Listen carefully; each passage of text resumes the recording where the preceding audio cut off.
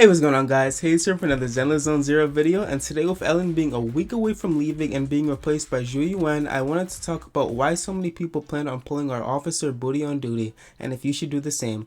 Quick disclaimer, this isn't a guide video, but a why you should pull video instead. I'll have a guide out when she actually releases, so subscribe for that. Without further ado, let's get into it. Starting off with probably the biggest appeal of Zhu Yuan, her additional ability. This allows Zhu Yuan to gain a 30% crit rate buff for 10 seconds after every EX special attack, chain attack, or ultimate. This can be consistently refreshed by doing the previously named moves over and over again to gain a near 100% uptime on the 30% crit rate buff, which can lessen your need for perfect stats on your disc rolls by a lot. Now, while the 30% crit rate buff is crazy in and of itself, what's even better is the way she can activate it. Now, most if not all characters in the game currently require you to have a teammate with the same element or faction as your character in order to activate their additional ability, but in Commander Cake's case, she just needs a unit in the support role or a member of her faction. What makes this so good is that since she just needs a unit to be in the support role, you can run units like Sokaku or Lucy or even more future support units on her team without having to worry about them being the same type as her. This is very good for F2P players since they won't need a specific character to use on her team and can be very flexible with what they already have.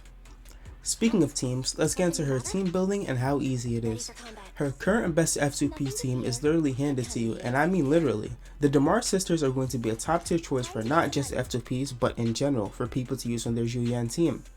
With Anby as the stunner and Nicole as the support, boosting our Officer Oatmeal's damage and performance immensely. Why these two, you ask? Well, Nicole being not only an ether support, but the only other ether unit in general can activate Zhu Yuan's passive since she is in the support role and provide a huge defense shred with her core passive and a huge ether damage boost with her additional ability.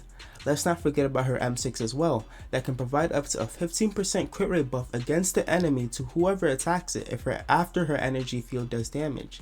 Meaning that in addition to the 30% crit rate buff that Zhu Yuan already receives, Nicole can bring it up to 45% with her M6. But let's not include that part for now since you have to have M6 and all. But it's still a thought to keep in mind, and it actually might not seem that far-fetched when we discuss her banner later on in the video. Now, you may be asking why Anby instead of someone like Lycon. Well, first of all, not everyone has Lycon. If you do, screw you. Even if you use Lycon, he won't be able to activate any passive on your Zhu Yuan team no matter how good he is, while Anby on the other hand is not only a pretty damn good stunner herself, but can also have her passive activated since Nicole is on the team and gain an extra 7.2 energy for every dodge counter she performs every 5 seconds, which is great for building up her EX skill to get stuns even more frequently. This makes a pretty damn good team for our officer with almost no required characters to be pulled except for her herself. Speaking of pulling, let's talk about the banner. Other than the obviously featured Zhu Yuan, the other two A ranks are Ben Bigger and General Please, Nicole. While Ben isn't that great of a pickup for Zhu Yuan pullers, Nicole certainly is, and if you're lucky enough to get her to M6 for your pulls, like mentioned earlier, you'll be able to enjoy a nice 15% crit rate buff on your Zhu Yuan under certain circumstances. I'm at an M2 Nicole myself, so I'm hoping the bear will leave me alone so I can get her to M6. But yeah, it's nice that they put her best support on her banner, which they did do for Ellen as well with Sokaku, and I do hope they continue to do that. On the topic of banners, let's scroll down to the Bang Boo section. And it's pretty obvious which one you'll be picking up, the Resonabu. Resonabu? Since there is no PubSec Bang Boo available, I would pick this one up, since it's not like you have much of a choice until they add one in the future. And if you're worried about there being a PubSec Bang Boo in the future and think getting this one now is a waste, let me tell you why I don't think it is. Even if there is a PubSec Bang Boo in the future, not only would you have to wait till it releases, but it probably wouldn't even be that big of a boost to your Zhu Yuan team unless you plan on picking up the whole PubSec crew and using them as well. So I think the Resonabu is a much safer choice if you just plan on pulling her. But then again, if you still want to wait for the PubSec Bang Boo, you could just use the Devil Boo to buy time until it actually releases. But did I mention that the Resonabu can literally group your enemies for you?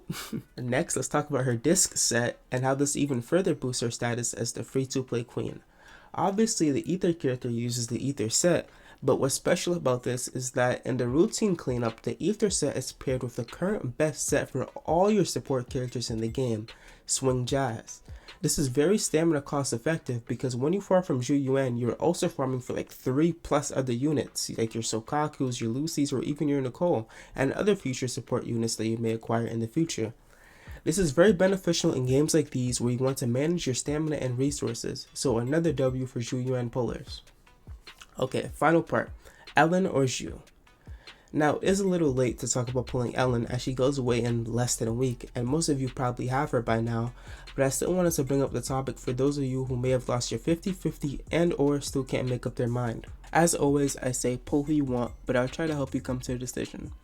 This is a team game, so your team matters, and one of Ellen's best support is Lycon, a 5-star ice stunner, also belonging to the same faction as Ellen.